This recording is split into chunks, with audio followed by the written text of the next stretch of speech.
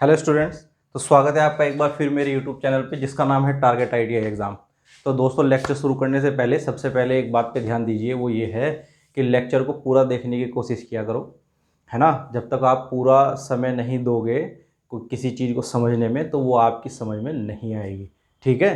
तो जैसे कि हमारे अभी तक के लेक्चर हुए हैं, और इससे पहला जो हमारा लेक्चर था वो ये था कि उसमें हमने पढ़ा अपेरेंट पावर क्या होती है, एक्टिव पावर क्या होती है और रिएक्टिव पावर क्या होती है। ठीक है। और हमने पढ़ा पावर फैक्टर के बारे में। ठीक है। तो और जो उससे पहला लेक्चर था वो था हमारा कि भाई हमारा जो लैगिंग लोड है, लीडिंग लोड है ना, और जो हमारा रजिस्टिव लोड है उस पर करंट का व्यवहार किस तरह होता है, मतलब लैगिंग, लीडिंग और जो हमारा सेम फेज वाली करंट थी वो मैंने आपको बताया था। तो आज उसी का ही, मतलब वही जो हमारा चैप्टर चल रहा है अल्टरनेटिंग करंट वाला, उसी का ही आज हमारा फोर्थ लेक्चर है। और जो हम आज पढ़ेंगे वो पढ़ेंगे हम आरसी सर्किट, आरएल सर्किट और आरएलसी सर्किट, वो भी सीरीज वाला। ठीक है। देखो, दो तरीके के हमारे सर्किट होते हैं। कौन से? एक तो सीरीज सर्किट और एक पैरेलल सर्किट। तो वो जो आपने ये पढ़ा होगा रेजिस्टेंस वाला सीरीज सर्किट, ये तो सॉरी पैरेलल है ना। और ये वाला है सीरीज सर्किट जो मैंने आपको बताया भी है। ठीक है। तो ये तो है हमारे डीसी सर्किट, है ना, जिसमें केवल रेजिस्टेंस होता है, और जो जिसमें रेजिस्टेंस के साथ साथ क्या लगा हो, इंडक्टर लगा हो और कैपेसिटर लगा हो। तो ये वाला जो सर्किट होता है ये होता है हमारा कौन सा सर्किट? एसी सर्किट, है ना। बताया था ना आपको। तो ये हमारा एसी सर्किट ही चल रहा है। तो इसमें भी ये जो हमने कंपोनेंट कनेक्ट किए हैं, है ना, जैसे ये आर कनेक्ट किया है, ये एल कनेक्ट किया है, ये सी कनेक्ट किया है, तो इनके भी ये सीरीज में कनेक्ट हुए हैं, तो ये सीरीज सर्किट हुआ। और अगर इन्हें मैं पैरेलल में कनेक्ट कर दूंगा तो यही क्या हो जाएगा? हमारा पैरेलल सर्किट हो जाएगा। तो ये भी दो तरीके के होते हैं, सीरीज और पैरेलल। तो जो आईटीआई वाले हमारे कैंडिडेट हैं, जो स्टूडेंट हैं हमारे, उनके पास केवल ये सीरीज सर्किट वाला ही है, पैरेलल वाला नहीं है। तो थोड़ा सा पैरेलल बताऊंगा और बाकी जो हम बात करेंगे वो सीरीज सर्किट की ही करेंगे। ठीक है। तो इसी में सबसे पहले जो हमारा सर्किट है वो है हमारा आर एल सर्किट। कौन सा सर्किट भाई? आर एल सर्किट, है ना। तो देखो जरा आर एल सर्किट की क्या क्या हमारी प्रॉपर्टीज है और क्या क्या हम उसमें फाइंड करते हैं। ठीक है भाई। आर एल सर्किट, अब देखो जैसे नाम से ही पता चल रहा है कि भाई आर एल, आर यानी कि रेजिस्टेंस और एल यानी कि इंडक्टर, ये कहाँ में लगे हुए हैं? सीरीज में कनेक्ट हैं। और सप्लाई हमने कौन सी दी हुई है? एसी सप्लाई दी हुई है। ठीक है भाई। ये सब हमारे क्या है? सिंबल हैं। आपने अगर इलेक्ट्रिकल सिंबल पढ़े होंगे तो उसमें ये कहाँ का सिंबल है? एसी करंट का सिंबल है। ठीक है। और ये हमारा आर है, रेजिस्टेंस है, और ये एल है हमारा। ठीक है। और यहां हमारी क्या फ्लो हो रही है? करंट, आई करंट फ्लो हो रही है। ठीक है। अब देखो इसकी प्रॉपर्टी है, जैसे आपने एक कोई डीसी सर्किट पढ़ा है ना, ये हमारा कोई डीसी सर्किट है और यहां हमने एक दो रेजिस्टेंस कनेक्ट किए हुए हैं सीरीज में, तो यहां हमने वी लगा रखी है, ये R1 है, ये R2 है, और यहां हमारी क्या फ्लो हो रही है? आई करंट फ्लो हो रही है ना। अब मैं आपसे कहूं कि भाई यहां वोल्टेज ड्रॉप कितना है, यहां वोल्टेज ड्रॉप कितना है, यानी कि R1 में और R2 में वोल्टेज ड्रॉप क्या क्या है, तो आप सीधे सीधे बता दोगे कि सर जो हमारा V1 है, यानी कि ये वाला V1 और ये है V2, है ना, ये। तो आप कहोगे कि सर V1 तो है हमारा I R1 और V2 है हमारा I R2। ठीक है। और मैं आपको कहूंगा कि भाई टोटल वोल्टेज कितनी है, तो आप बता दोगे कि सर V बराबर V1 प्लस V2, है ना। आप ऐसा कर दोगे। क्यों? क्योंकि हमें पता है कि भाई ये डीसी सर्किट है और ये डायरेक्ट ऐसे ऐड हो जाता है। लेकिन दोस्तों एसी सर्किट के साथ ऐसा नहीं है ना। एसी सर्किट के साथ ऐसा नहीं है, इसका व्यवहार थोड़ा सा अलग होता है। क्यों अलग होता है? क्योंकि एक तो इसमें क्या लग गया? ये एल लग गया, है ना, इंडक्टर लग गया है। तो इसमें जब हम, अगर मैं आपसे कहूं कि भाई इसका टोटल रेजिस्टेंस कितना है, तो आप बता दोगे कि सर इसका टोटल रेजिस्टेंस है आर इक्वलेंट बराबर R1 प्लस R2, ये है ना। लेकिन हम इसमें ऐसे नहीं करते। इसमें कैसे करते हैं? देखो सबसे पहले तो ये समझो कि जो डीसी सर्किट होता है उसमें रेजिस्टेंस होता है, और जो एसी सर्किट होता है इसमें क्या होता है? इंपीडेंस होता है। क्या होता है भाई? इंपीडेंस। ये मैंने आपको कल भी बताया था, है ना। इंपीडेंस, इसे हिंदी में बोलते हैं भाई प्रतिबाधा, है ना। और इसे हम डिनोट करते हैं जेड से, और जेड बराबर क्या होता है, under root R square plus X L square, है ना। यानी कि अगर एक्स एल, ये बताया था ना मैंने आपको इंडक्टिव रिएक्टेंस, इंडक्टिव रिएक्टेंस क्या होता है, एक्स एल होता है, और उसकी वैल्यू क्या होती है 2 पाई एफ एल।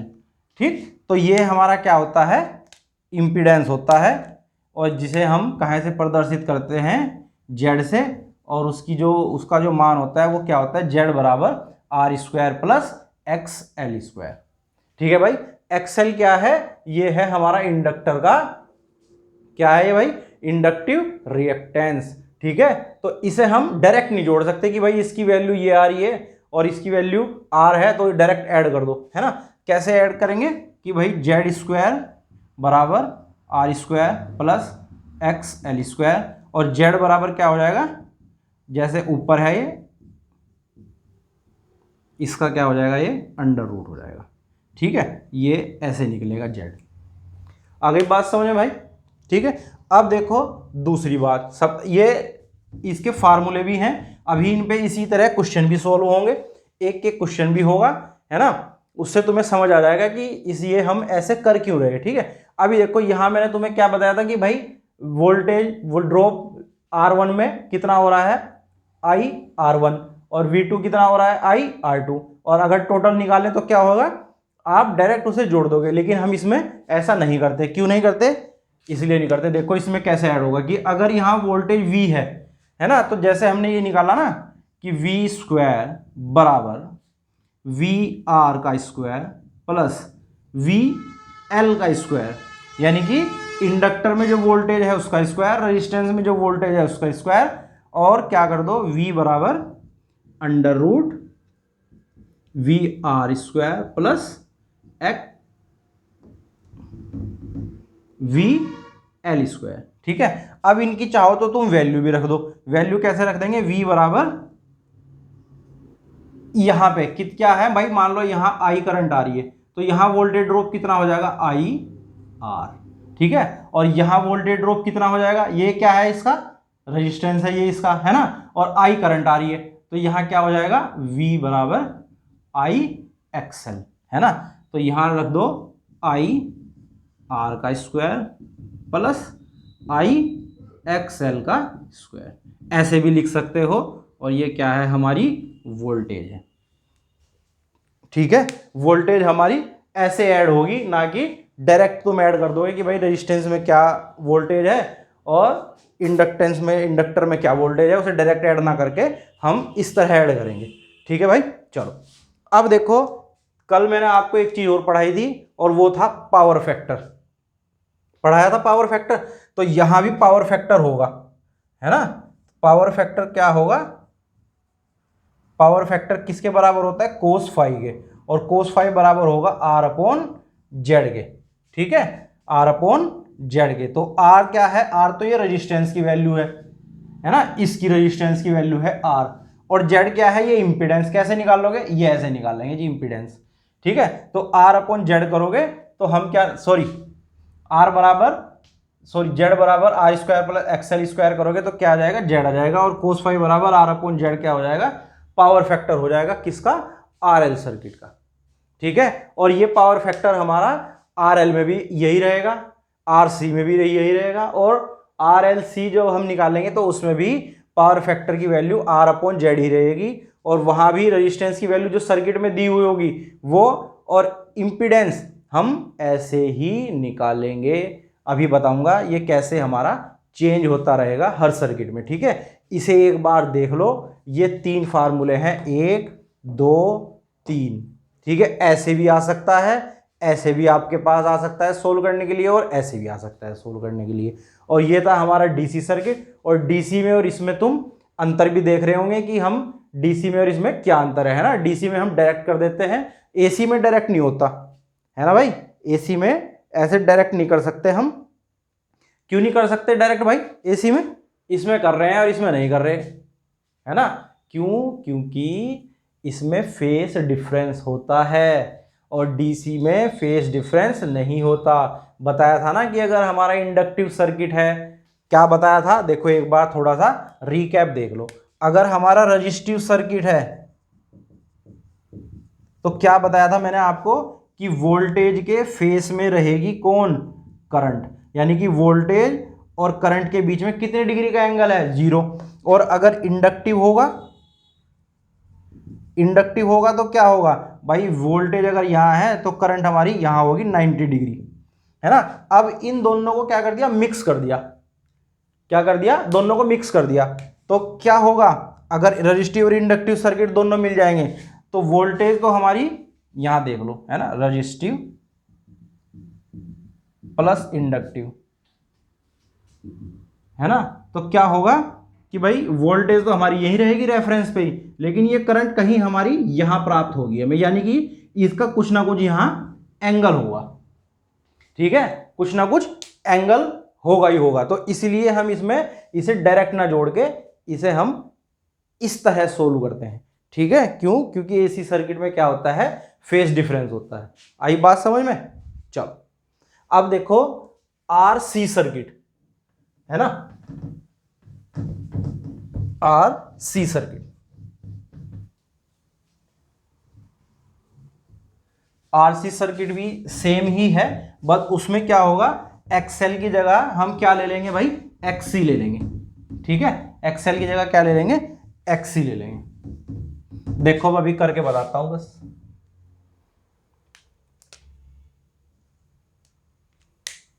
देखो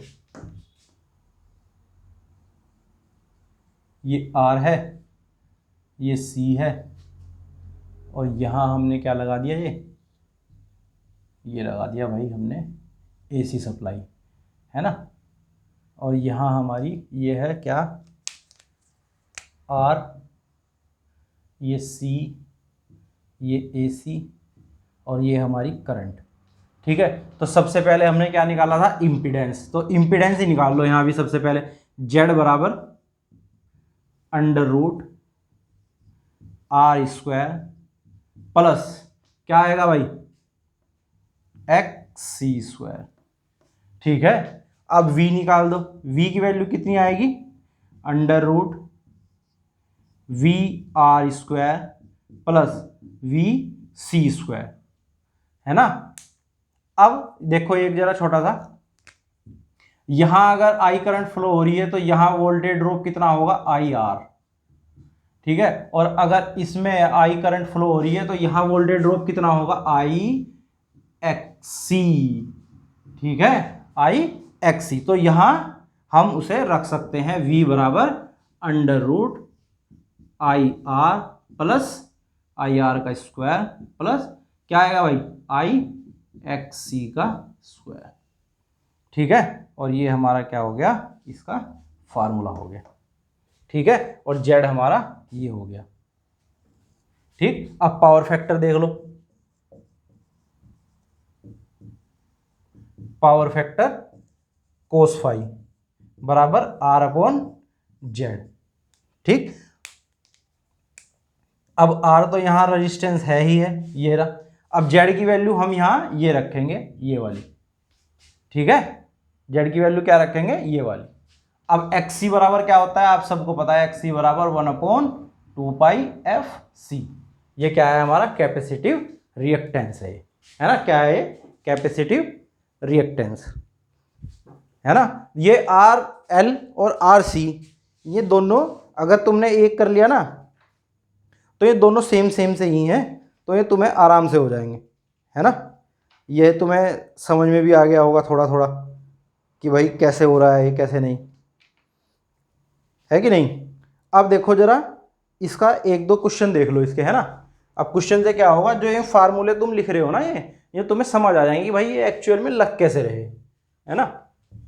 क्योंकि अभी तो तुम ये सोच रहे हो कि भाई ये यूज कैसे होंगे, है ना। तो अभी जब तुम्हें इस पे क्वेश्चन करोगे ना तो आराम से समझ आ जाएगा कि ये लग कैसे रहे क्वेश्चन, फार्मूले ये यूज कैसे हो रहे हैं ना। ये मिटा देता हूं। अच्छा, अगर तुम्हें ये लेक्चर अच्छे लग रहे हो, है ना, तो अपने दोस्तों के साथ भी शेयर किया करो भाई, है ना। अभी हमारे चैनल पे कंटेंट इतना हो गया है कि आप लोग आराम से अब धीरे धीरे पढ़ाई कर सकते हैं, है ना। देखो किसी सर्किट में क्वेश्चन है ना, किसी सर्किट में आर की वैल्यू है 10 ओम, ठीक है, और एक्सएल की वैल्यू भी है क्या 10 ओम, है ना, दोनों की वैल्यू क्या है 10 ओम है। तो हमें क्या करना है, सर्किट का पावर फैक्टर निकालना है। क्या निकालना भाई, पावर फैक्टर निकालना है ना। अब उसने किस किस की वैल्यू दे दी, आर की वैल्यू दे दी और एक्सएल की वैल्यू दे दी और बोल रहा है कि भाई पावर फैक्टर निकाल लो। तो सबसे पहले तो तुम्हें पता होना चाहिए कि भाई पावर फैक्टर का फार्मूला क्या है ना। पावर फैक्टर का फार्मूला है cos फाई बराबर आर अपॉन जेड, ठीक है। तो आर तो हमें दिया हुआ है, जेड नहीं हमें दिया हुआ। अब जेड निकाल लो, तो जेड का भी फार्मूला पता होना चाहिए तभी तो निकाल लोगे जेड। जेड बराबर क्या होता है, under root R square plus X L square, ठीक है। अब आर की वैल्यू कितनी है 10, तो यानी कि 10 का स्क्वायर प्लस एक्सएल की वैल्यू भी 10 है तो 10 का स्क्वायर, और ये कर दो इसका अंडर रूट, तो 10 का स्क्वायर कितना हो जाएगा 100, यहां भी 100, है ना। अब 100 200 हो गए नहीं 200, तो अंडर रूट 200 की वैल्यू कितनी होती है भाई, अंडर रूट 200 की वैल्यू होगी 10 रूट 2, है ना, 10 रूट 2। क्यों, क्योंकि 2 तो अंडर रूट में रहेगा, 2 गुणा 100, और 100 का अगर अंडर रूट करेंगे तो 10 आता है, तो 10 ये बाहर आ गया और ये 2 हमारा काहे में रह गया, अंडर रूट में रह गया। इसे हम ऐसे लिख सकते हैं भाई, देखो कंफ्यूज मत हो, 2 गुणा 100, तो इस 100 का अंडर रूट तो 10 आ गया, वो तो हमने यहाँ ले लिया बाहर, और ये अंडर रूट 2 ऐसे का एज इट इज रह गया। तो ये क्या आ गया हमारा, जेड की वैल्यू कितनी आ गई 10 रूट 2 आ गई, है ना, 10 अंडर रूट 2। अब देखो, अब तो हमें जेड भी पता चल गया, आर भी पता चल गया, तो कोस फाइव बराबर आर अपॉन जेड। आर की वैल्यू कितनी है 10 और जेड की वैल्यू कितनी निकाली तुमने भाई 10 रूट 2, है ना। तो ये कट गया और ये आ गई हमारी 1 अपॉन अंडर रूट 2, किसकी वैल्यू कोस फाइव की, यानी कि पावर फैक्टर कितना आ गया 1 बटे अंडर रूट 2 आ गया पावर फैक्टर। ऐसे आएंगे तुम्हें ये सवाल, है ना भाई, ऐसे आएंगे ये क्वेश्चन तुम्हारे, है ना। अच्छा, अगर मैं तुमसे कहूं कि भाई ये पावर फैक्टर तो निकाल दिया, अब मुझे ये बताओ कि ये पावर फैक्टर लैगिंग होगा या लीडिंग होगा, अग्रगामी होगा या पश्चगामी होगा। तो हमें इसके लिए ये देखना है कि जो हमारा रेजिस्टेंस के साथ कनेक्ट है वो क्या कनेक्ट है, इंडक्टर कनेक्ट है ना। तो इंडक्टर में आपको पता है कि क्या होता है, लैगिंग होता है ना, क्या होता है, लैगिंग होती है करंट। तो यहां भी पावर फैक्टर हमारा कैसा होगा, लैगिंग होगा, यानी कि पश्चिगामी होगा, है ना। अगर यहां एक्सी होता, क्या होता है यहां एक्सी, ठीक है, और यहां एक्सी की वैल्यू 10 ओम होती, तो सोल्व तो सब ऐसे ही होता और पावर फैक्टर की वैल्यू भी यही आती। लेकिन एक्सी के केस में क्या हो जाता, पावर फैक्टर लैगिंग ना होके लीडिंग हो जाता। क्या हो जाता भाई, लीडिंग हो जाता, है ना, क्योंकि मैंने तुम्हें बताया ना कि कैपेसिटर के केस में क्या होता है, करंट लीडिंग होती है करंट, इसलिए पावर फैक्टर भी हमारा क्या होता है, लीडिंग होता है, ठीक है। इसे देखो, एक और कराता हूं फिर।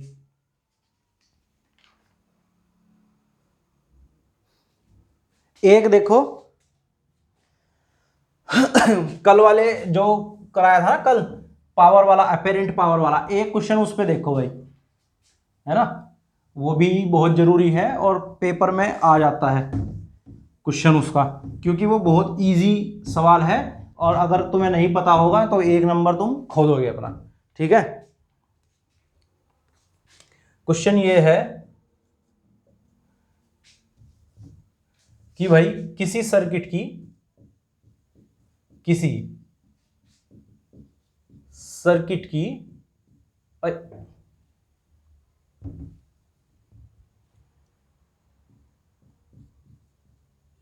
ट्रू पावर बराबर कितनी है 60 वाट, है ना, और रिएक्टिव पावर कितनी है 80 वाट, ठीक है। तो हमें क्या बताना है, सर्किट का सर्किट का पावर फैक्टर कितना होगा, है ना, ये बताना है भाई। अब देखो एक जो तुम्हें फार्मूला लिखवाया था मैंने पावर फैक्टर का, है ना, पावर की फॉर्म में, वो क्या था, cos फाइव बराबर ट्रू पावर बटे कौन सी पावर थी भाई, एपेरेंट पावर, है ना। लिखवाया था कि नहीं लिखवाया था कि भाई जो हमारा cos फाइव बराबर क्या है कि ट्रू पावर बटे एपेरेंट पावर। तो यहां पे ट्रू पावर तो है 60 वाट, लेकिन एपेरेंट पावर नहीं है ना। तो एपेरेंट पावर का मैंने तुम्हें फार्मूला लिखवाया था ना। एपेरेंट पावर को किससे डिनोट करते हैं हम, एपेरेंट पावर को डिनोट करते हैं एस से, है ना। किससे करते हैं, एस से। तो एस स्क्वायर बराबर P square plus Q square लिखवाया था। पी की क्या है, पी हमारा ट्रू पावर और क्यू हमारी रिएक्टिव पावर, है ना, और एपेरेंट पावर हमारी एस। ठीक है, तो जरा एस की वैल्यू निकाल लो। अब एस स्क्वायर बराबर पी की वैल्यू कितनी है 60, तो 60 का स्क्वायर प्लस क्यू की वैल्यू कितनी है 80, इसका स्क्वायर, तो कितना आ गया 6 छंग 36, 3600 प्लस 64, ये आ गया 6400। अब ये कितना आ गया 0 0, 6 4 10 की 0, हासिल 1, 6 3 9 1 10 आ गया। तो एस, है ना, एस स्क्वायर है, तो एस बराबर कितना आ जाएगा अंडर रूट 10,000। अब इसकी वैल्यू कितनी आएगी 10,000 की, देखो 1 10 इसका बाहर, 1 10 इसका बाहर, तो कितने आई वैल्यू, एस की वैल्यू आ गई हमारी 100, यानी कि एपरेंट पावर हमारी कितनी आ गई 100 आ गई।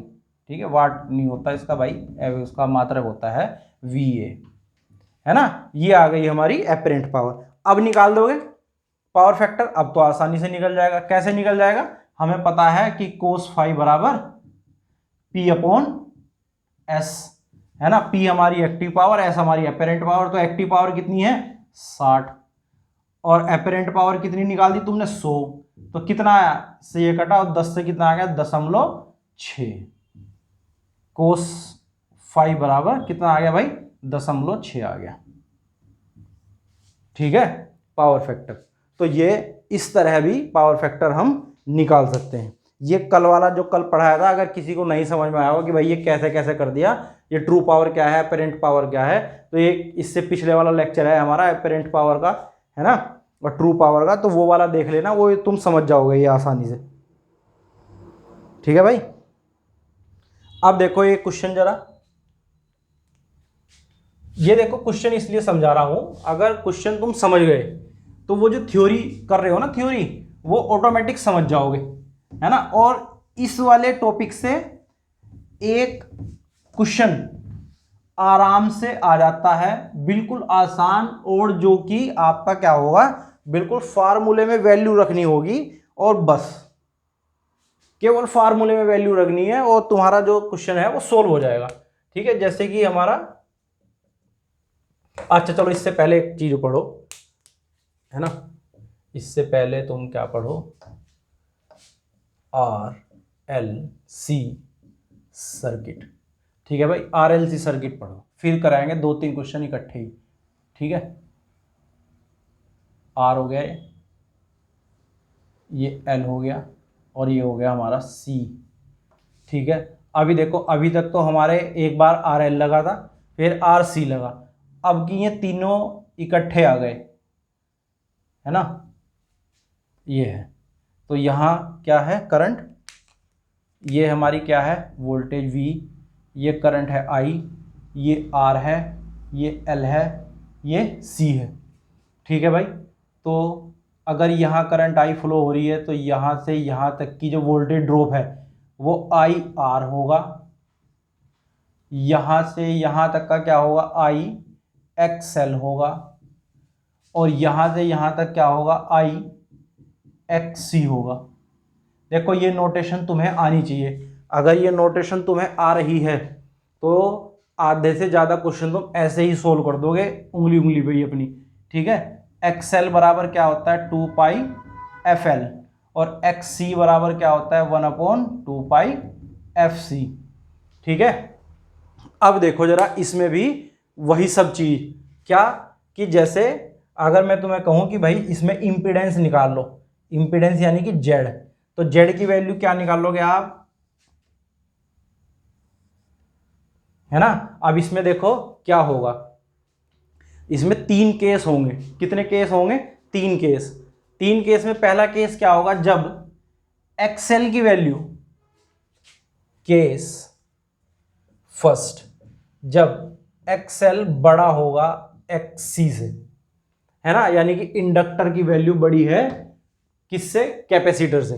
तो कैसे निकलेगा इंपीडेंस, देखो आर स्क्वायर बराबर, नहीं सॉरी, जेड बराबर under root R square plus bracket XL minus XC का whole square.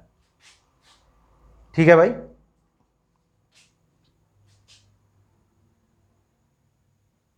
XL minus XC का होल स्क्वायर। ठीक है, अब वोल्टेज देखो, V बराबर, ये है हमारी इंपीडेंस, V बराबर क्या होगा देखो, under root V R square plus V L minus V C का होल स्क्वायर। ठीक है, पावर फैक्टर कोस फाई बराबर आर अपॉन जेड, ये तो यही होगा तीनों में। ठीक है, अच्छा जब ये एक्सएल होगा बड़ा किससे, एक्ससी से, तो जो हमारा सर्किट होगा वो कौन सा सर्किट होगा, लैगिंग। कौन सा होगा भाई, लैगिंग सर्किट होगा, लैगिंग, या करंट हमारी लैग करेगी। ठीक है ना, या फिर आप ये भी कह सकते हो कि भाई जो हमारा पावर फैक्टर होगा वो क्या होगा, लैगिंग होगा जब हमारा एक्सएल बड़ा होगा। तो क्वेश्चन ऐसे भी आ जाता है कि अगर आरएलसी सर्किट में एल की वैल्यू बढ़ ज्यादा है सी से, या एक्सएल की वैल्यू ज्यादा है एक्ससी से, तो सर्किट में जो पावर फैक्टर होगा वो कैसा होगा, लैगिंग, लीडिंग या यूनिटी, तो वो होगा लैगिंग, है ना, क्या होगा भाई, लैगिंग होगा। ठीक, अब देखो केस सेकंड, केस सेकंड, अब केस सेकंड क्या है, कुछ नहीं है, केस सेकंड एक्सएल की वैल्यू छोटी है एक्ससी से, यानी कि अब एक्ससी की वैल्यू बड़ी हो गई, और जब एक्ससी की वैल्यू बड़ी हो जाएगी तो देखो चेंज कहां आएगा, है ना, जेड बराबर under root R square plus XC minus XL का होल स्क्वायर। अगर ऐसे नहीं करना चाह रहे तो इसे एज इट इज ही रहने दो, अगर एक्ससी की वैल्यू बड़ी होगी और ये माइनस में भी आएगा तो उसका स्क्वायर क्या हो जाएगा, प्लस ही हो जाएगा, है ना, सेम होगी चीजें। V बराबर V R square plus V L minus V C का होल स्क्वायर। समझ रहे हैं ना क्या कह रहा हूं, अगर ये बड़ा भी होगा तो यहां जब ये छोटा है, मान लो तुम एक में से 3 घटा रहे हो, तो यहां कितना आएगा, -2 का होल स्क्वायर, तो -2 का होल स्क्वायर क्या हो जाएगा भाई, पॉजिटिव तो आएगा, इसलिए इसे ना ही चेंज करो। अगर चेंज करोगे तो फिर तुम्हारे दिमाग में कंफ्यूजन रहेगा, इसलिए ना भी चेंज करो, क्योंकि ये स्क्वायर की वैल्यू है तो माइनस पॉजिटिव ही हो जाएगा, इसलिए इसे एज इट इज याद रखो। ठीक है, बस याद इतना रखना है कि अगर एक्ससी बड़ा है तो पावर फैक्टर क्या होगा भाई, ये है याद करने वाली बात, पावर फैक्टर हमारा क्या होगा, लीडिंग होगा, है ना, लीडिंग होगा। जब हमारा एक्सएल बड़ा था तो हमारा पावर फैक्टर लैगिंग हो रहा था, और जब हमारा एक्ससी बड़ा है तो पावर फैक्टर हमारा क्या होगा, लीडिंग होगा। आ गई बात समझ में। ठीक है, अब देखो जरा तीसरी शर्त क्या है, केस थर्ड। केस थर्ड में क्या कह रहा है वो, ये कह रहा है कि भाई एक्सएल बराबर एक्ससी हो गया अब, है ना, पहले तो क्या था कि पहले एक्सएल बड़ा हुआ फिर एक्ससी बड़ा हुआ, अब दोनों को दोनों भाई क्या कर दिए इन्होंने, बराबर कर दिए। और जब ये दोनों भाई बराबर हो जाएंगे तो इस कंडीशन को बोलते हैं रिजोनेंस की कंडीशन। कौन सी कंडीशन होती है भाई, ये रिजोनेंस बोलते हैं इसे, सीरीज रिजोनेंस, है ना, क्या बोलते हैं भाई, सीरीज रिजोनेंस बोलते हैं, है ना। ये है हमारी रिजोनेंस कंडीशन। तो क्वेश्चन ये भी आ जाता है कि रिजोनेंस कंडीशन क्या होती है, एक्सएल बराबर एक्सी जब हो जाता है तो वो क्या होती है, हमारी रिजोनेंस कंडीशन होती है। ठीक है, और इस कंडीशन में क्या होगा, देखो क्या होगा, जेड बराबर under root R square plus XL minus XC का होल स्क्वायर। जब ये दोनों चीज बराबर हो गई और एक प्लस का है एक माइनस का है तो दोनों कट जाएंगी, यानी कि ये टर्म हमारी हट जाएगी। जब ये टर्म ही हट गई तो क्या हुआ, z बराबर क्या आ गया, r आ गया, है ना। और जब z बराबर r हो गया तो एक क्वेश्चन ये बन गया कि रिजोनेंस कंडीशन में इंपीडेंस किसके बराबर होता है, रेजिस्टेंस के। किसके बराबर होता है, रेजिस्टेंस के। और तीसरा पॉइंट इसमें यह है कि रिजोनेंस कंडीशन में, इस वाली कंडीशन में जो हमारा इंपीडेंस होता है वो क्या होता है, इंपीडेंस मिनिमम होगा भाई। कैसा होगा, मिनिमम, मिनिमम होगा इंपीडेंस। और मैक्सिमम क्या होगी, करंट, है ना। रिजोनेंस कंडीशन में इंपीडेंस मिनिमम होगा और करंट क्या होगी, मैक्सिमम होगी। करंट मैक्सिमम और इंपीडेंस मिनिमम। इंपीडेंस क्या है, रेजिस्टेंस ही है। तो तुम ये देखो कि जब रेजिस्टेंस कम होगा तो करंट ऑटोमेटिक बढ़ जाएगी। तो इसीलिए क्वेश्चन ये बनता है कि भाई रिजोनेंस कंडीशन कब होगी, जब एक्सएल बराबर एक्सी होगा। और रिजोनेंस कंडीशन में जो इंपीडेंस है वो किसके बराबर होगा, रेजिस्टेंस के बराबर होगा। और जब हमारा रिजोनेंस कंडीशन में जो इंपीडेंस है उसकी वैल्यू मैक्सिमम होगी या मिनिमम होगी, तो मिनिमम होगी। और रिजोनेंस कंडीशन में करंट की वैल्यू मिनिमम होगी या मैक्सिमम होगी, तो तुम्हें याद रखना है कि करंट की वैल्यू रिजोनेंस कंडीशन में मैक्सिमम होगी। ठीक है भाई, क्या होगी, मैक्सिमम होगी। अब इसमें एक चीज और पूछ लेता है, वो क्या कि भाई रिजोनेंस फ्रीक्वेंसी क्या है, कि जिस आवृत्ति पे ये दोनों बराबर हो जाएं, है ना, किस आवृत्ति पे ये दोनों जो है हमारे बराबर हो जाएंगे। तो उसे निकालने के लिए हम क्या करेंगे, देखो कुछ नहीं करना, कुछ नहीं करना तो क्या करना, दिमाग लगाना है ना। रिजोनेंस कंडीशन क्या है, एक्सएल बराबर एक्सी है। एक्सएल की वैल्यू क्या है, 2πfl, है ना। और एक्सी की वैल्यू क्या है, 1/2πfc। और हमें क्या निकालना है, फ्रीक्वेंसी निकालनी है कि भाई वह फ्रीक्वेंसी बताओ जिस पे ये वाली कंडीशन आ जाएगी, यानी कि एक्सएल बराबर एक्सी हो जाएगा। तो हम क्या करेंगे, ये रख दी हमने यहाँ कंडीशन, हमने इनकी वैल्यू रख दी। अब हमें क्या निकालनी है, फ्रीक्वेंसी। तो ये जो फ्रीक्वेंसी यहाँ पे एफ है, ये वाला एफ, इसे तो इधर ले जाओ इसके साथ, और ये जो बाकी सारा बचा है यहाँ 2πl, इसे इधर ले जाओ। तो क्या हो जाएगा, एफ स्क्वायर, भाई एक एफ ये रहा, एक एफ ये रहा, मल्टीप्लाई हो जाएगी, एफ स्क्वायर हो जाएगा, बराबर 1/2 और 2 4, क्योंकि ये इधर जाएगा तो गुणा हो जाएगी, तो 4। एक पाई ये रहा, एक पाई ये रहा, तो क्या हो गया, पाई स्क्वायर। एल ये रहा, सी ये रहा, तो एल सी, ये आ गया भाई। अब एफ बराबर अंडर रूट 1/4π² LC। ठीक है, तो ये क्या होगा भाई, एक का अंडर रूट करोगे तो एक ही आना है, एक अंडर रूट 4π² LC, है ना। अब 4 का अंडर रूट करोगे कितना आएगा, 2, और 2 पाई है, पाई स्क्वायर, तो क्या होगा, इसका 2 और इसकी एक पाई बाहर आ जाएगी, है ना। तो 1/2π√LC, ये क्या है, हमारी रिजोनेंस फ्रीक्वेंसी का फार्मूला है।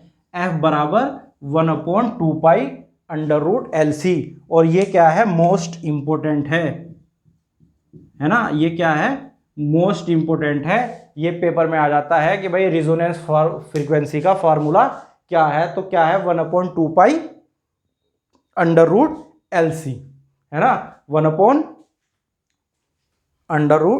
2π√LC, यह है हमारा रिजोनेंस फ्रीक्वेंसी का फार्मूला। ठीक है, इसे देखो जरा,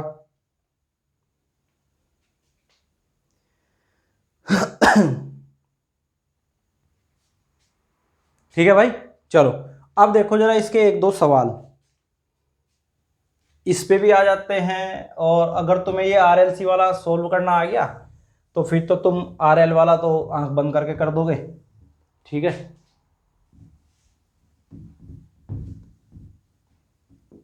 आरएल और आरएससी वाला। अच्छा ये देख लेना भाई, रिजोनेंस फ्रीक्वेंसी का जो फार्मूला है ये इंपॉर्टेंट है, ये आ जाता है पेपर में।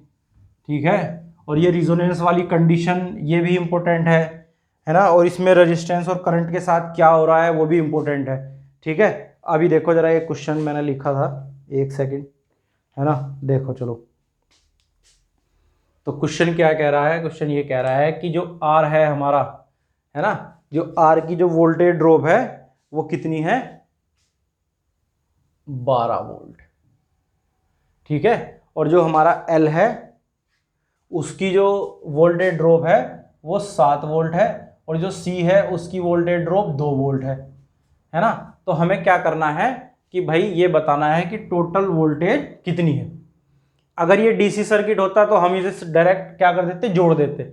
लेकिन हमें पता है कि भाई ये डीसी सर्किट नहीं है, क्यों, क्योंकि इसके साथ क्या आ रहा है, एल भी आ रहा है और सी भी आ रहा है। तो मैंने जो तुम्हें फॉर्मूला बताया था वो क्या था कि V बराबर अंडर रूट वी आर का square plus V L minus V C का होल स्क्वायर। ठीक है भाई, ये बताया था ना, बस कुछ नहीं करना, अब इसमें तुम्हें वैल्यू पुट करानी है ना। अंडर रूट वी आर की वैल्यू कितनी है, 12, तो 12 का whole square plus V L कितना है 7 माइनस वी सी कितना है 2 का होल स्क्वायर। ठीक है भाई, तो ये 12 का होल स्क्वायर कितना होता है 144 प्लस कितना आ गया ये 5 का होल स्क्वायर। तो कितना हुआ है भाई, देखना जरा, 1 4 4 प्लस 25, है ना, 25 है भाई ये। तो V बराबर 144 प्लस 25, तो कितना हुआ 9 6 1, है ना। तो ये कितना हो गया, सॉरी 13 का आ जाएगा ये, है ना। 169 किसका होल स्क्वायर होता है भाई, 13 का, है ना। तो ये क्या हो गई हमारी टोटल वोल्टेज कितनी है, 13 वोल्ट। देखो 13 वोल्ट है और यहां 12 है, यहां 7 है, यहां 2 है। तो तुमने देख लिया ना, अगर तुम इसे 12 और 7 कितने हो गए, 19 और 2 21 वोल्ट। तो ऐसे हो रहा है, और यहां आ रही 13 ये। ठीक है, तो ये है खेल एसी का एक्चुअल में, इसलिए हम इसे डायरेक्ट नहीं जोड़ते हैं। आगे बात समझो भाई, यही कारण है कि हम इसे डायरेक्ट नहीं जोड़ते। ठीक है, अभी देखो एक क्वेश्चन और देखता हूं, मैं लिख के लाया था तुम्हारे लिए, है ना। एक सेकंड होल्ड करना बस।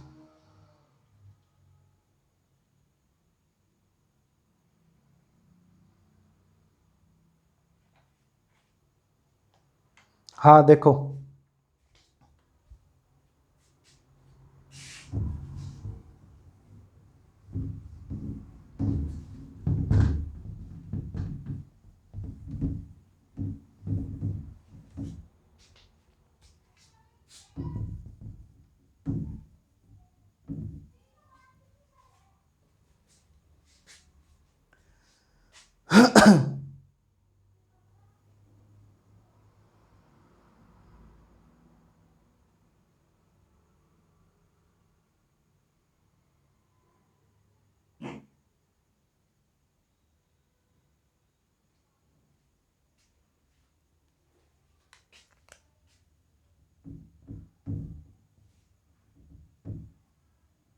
ये है हमारी V1, ये है V2 और ये है V3, है ना।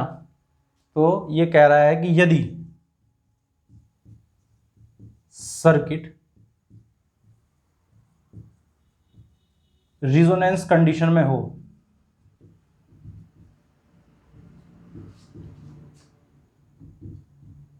और V2 व V3 की रीडिंग